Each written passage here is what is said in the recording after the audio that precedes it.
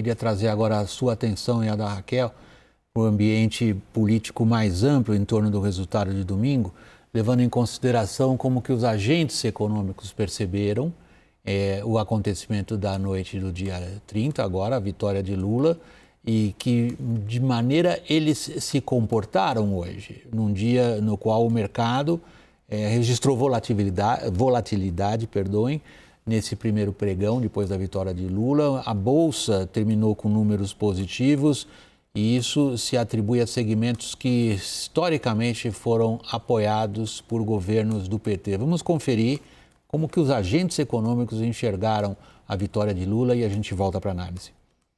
O Ibovespa começou a segunda-feira aos 114 mil pontos e caiu para a casa dos 112 mil. Após uma forte alta, voltou a oscilar. Mesmo assim, fechou com alta de 1,31%. O que puxou a bolsa para baixo foi a queda nas ações dos bancos públicos e das estatais, com as incertezas sobre futura gestão das companhias no novo governo Lula. O mercado abandonou a expectativa de qualquer privatização para os próximos anos. As propostas apresentadas, embora escassas, do próximo governo Lula, eles têm um tom muito mais de fortalecimento dos bancos estatais e das próprias estatais. Então, esse movimento que a gente viu nos últimos anos de algumas vendas de ativos, mesmo que estratégicas, como aconteceu, por exemplo, com a Eletrobras, essa esperança ela foi abandonada de forma definitiva hoje. Os ânimos do mercado mudaram com especulações de que Geraldo Alckmin seria o coordenador do governo de transição, o que indicaria uma posição mais ao centro no novo mandato de Lula. Além disso, o otimismo em setores que tiveram destaques positivos em governos anteriores do PT fez subir as ações de grandes empresas. É o caso do turismo. A CVC, a maior operadora brasileira, viu os papéis valorizarem quase 10%. Companhias aéreas também lideraram as altas, além de redes varejistas de ensino privado e o ramo da construção habitacional. Onde se consegue ter mais interferência com políticas, né, de mais crédito, de mais auxílio, onde isso de alguma forma interfere mais, foram os mais beneficiados. A gente percebeu que teve uma melhora no apetite a risco Brasil, né? Então teve um fluxo importante de investimento estrangeiro entrando. O primeiro dia após a vitória de Lula nas urnas, teve outro fator que ajudou a blindar a Bolsa de Valores. Foi a forte queda do dólar, que fechou cotado em R$ 5,16, a mais baixa desde o último dia 21. O desempenho fez com que o real fosse, nesta segunda-feira, a moeda que mais se valorizou entre as principais do mundo, frente ao dólar.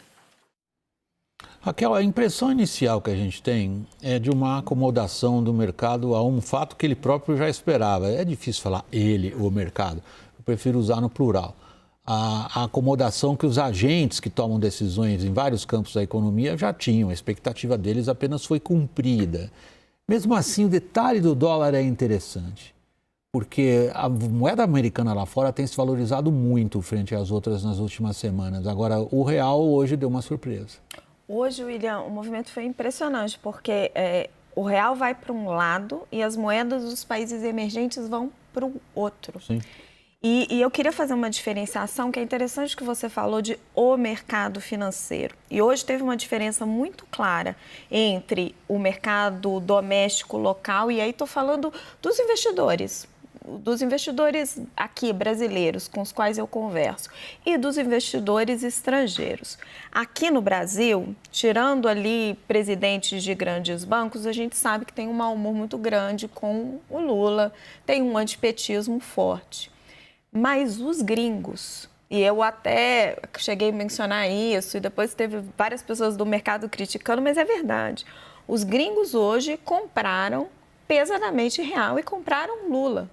Porque a imagem do Bolsonaro, ela é tão ruim, mas tão ruim lá fora, e a gente vai abordar isso aqui daqui a pouco, que a perspectiva, o que foi visto com a lente lá de fora foi o seguinte: olha, agora o Brasil vai melhorar na política ambiental, vai atrair mais recurso, vai ter uma boa vontade externa maior com o Brasil, essa moeda aqui vai melhorar, vamos apostar. E esses ativos no Brasil estão baratos. Aqui, a gente via o mercado muito incomodado. E alguns investidores até comentaram comigo, puxa, uma reação dessa vai ser uma carta, um cheque em branco aí para o Lula indicar um ministro da Economia com pouca responsabilidade fiscal, afinal ele nem apontou um ministro ainda e a reação já está positiva. Mas hoje para mim ficou muito claro essa diferença de percepção que tem do estrangeiro lá fora sobre o Lula e do brasileiro aqui que talvez tenha acompanhado mais de perto todos esses escândalos da Lava Jato e tem esse antipetismo mais arraigado. Esse grande sorriso aí do Caio.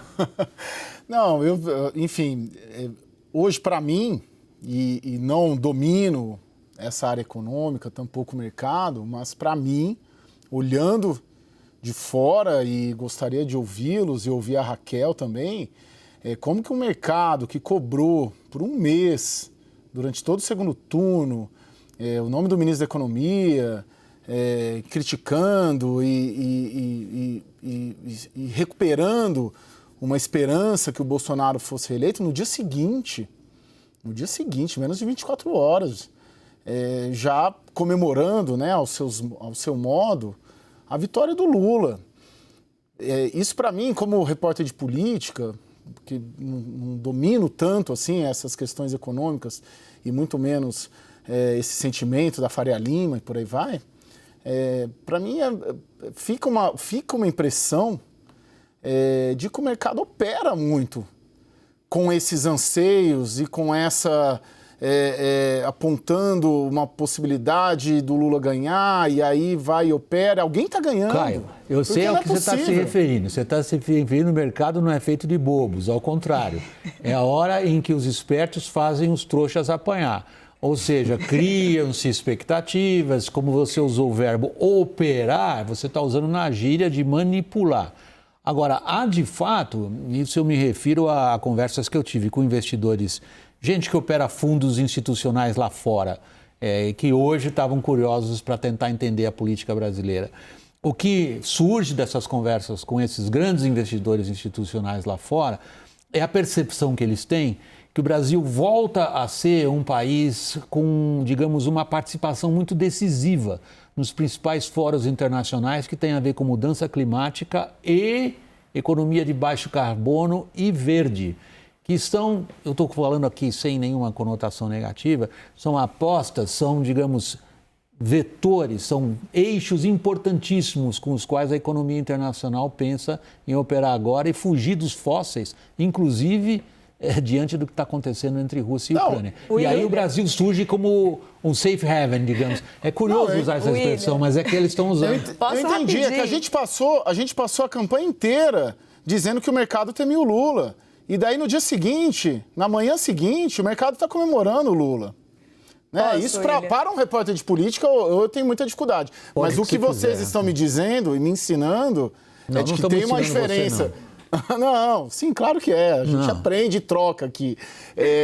O que vocês estão me dizendo é de que há uma diferença no mercado no brasileiro e no mercado internacional. Só que mesmo durante a campanha do primeiro e do segundo turno, eu não senti uma exploração grande de dizer, olha, o mercado brasileiro não quer o Lula, mas o mercado internacional quer o Lula.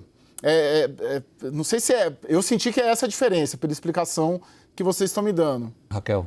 Caio Junqueira está me provocando, porque ele passou a campanha inteira me provocando, dizendo que o mercado não escolhe o ministro da Economia, não é ele que vai governar. E sim, Caio, é um movimento surpreendente. E hoje você sentia na Faria Lima um desconforto com a situação, sabe? Porque existe, é verdade, existe neles uma crítica. Essa crítica, esse desconforto em relação ao Lula, a falta de responsabilidade fiscal e quem vai ser o ministro, e de repente você vê um dinheiro de fora, que é essa grana pesada que o William está falando, que é essa grana que está preocupada com o meio ambiente, com essas novas agendas, chancelando esse novo do governo. E a resposta que eu tenho para te dar é, não foi fácil para os caras aqui dentro hoje. Então, mas eles não sabiam, eles não pensaram, por exemplo, bom, se o Lula ganhar vai vir muito dinheiro externo, de repente, que foi o que aconteceu hoje? O Guedes também falava disso, Caio. Isso daí, o que mais espanta no governo Bolsonaro é que ele tivesse explorado essa avenida, aquela é evidente, tá óbvio, mas às vezes as pessoas tropeçam no óbvio, ficam de quatro e não conseguem mais se levantar. E hoje é a reação de um dia, né, William? Vamos ver quando vier o nome do ministro o que vai acontecer, né? A gente precisa esperar a tendência. Fica na roda, porque a gente continua isso de um outro ângulo. E nós vamos tratar agora das questões de inserção internacional do Brasil no próximo segmento.